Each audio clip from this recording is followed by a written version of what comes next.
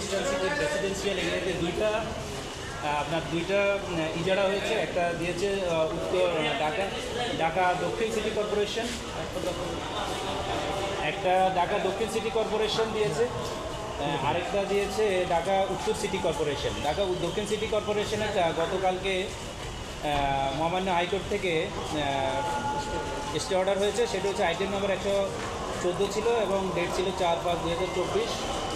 যেহেতু গতকাল দক্ষিণেরটা দিয়ে দিয়েছে, আজকে আমরা উত্তরেরটা চ্যালেঞ্জ করেছি। উত্তর এবং দক্ষিণ দুটোই চ্যালেঞ্জ করেছি, কিন্তু কোর্ট বলেছে যে আজকে আমরা যেহেতু গতকালকে দক্ষিণ দিয়েছি, আজকে আমরা উত্তর রুল অ্যান্ড স্টে দিয়ে দেবো। তখন আজকে আমাদের ঢাকা উত্তরের যে লিজ নোটিফিকেশন, সেটা মহামান্য হাইকোর্ট ডিভিশনের অ্যানেক্স 4 কোর্ট সেটা রুল স্টে অ্যান্ড ইনজেকশন দিয়ে দিয়েছে।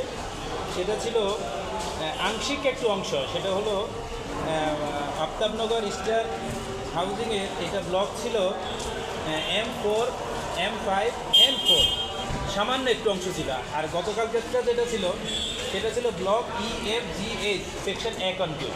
এই দুটো গতকালকে হয়ে গেছে। আর আজকে শুধু এই ছোটোটাই, যে দুটো অংশ, তিনটা যে পার্ট ছিল সেই তিনটা পার্ট, যে পার্শিয়াল অংশ যেটা, আচ্ছা আজকে দিয়ে একটা বিষয়, যদি এই অংশটা আপনারা স্থগিতাদেশ না আনতে পারতেন তাহলে এইটুকুর জন্য কি আলাদা হাট বসতে পারত? জি, আলাদা হাট বসতে পারতো, যে এটার জন্য আলাদা হাট বসতে পারতো। এর আগে তো একক বিজ্ঞপ্তি আসতো একটা সিটি কর্পোরেশন দিতে, এখন কি দুটো সিটি কর্পোরেশন একই হাট ভাগ করে দেওয়ার কারণ? হচ্ছে ওটা দুটো সিটি কর্পোরেশনের আন্ডারে, একটা সিটি কর্পোরেশনের কিছু অংশ, আরেকটা সিটি কর্পোরেশনের কিছু অংশ, অর্থাৎ উত্তরেরও কিছু অংশ, দক্ষিণেরও কিছু অংশ।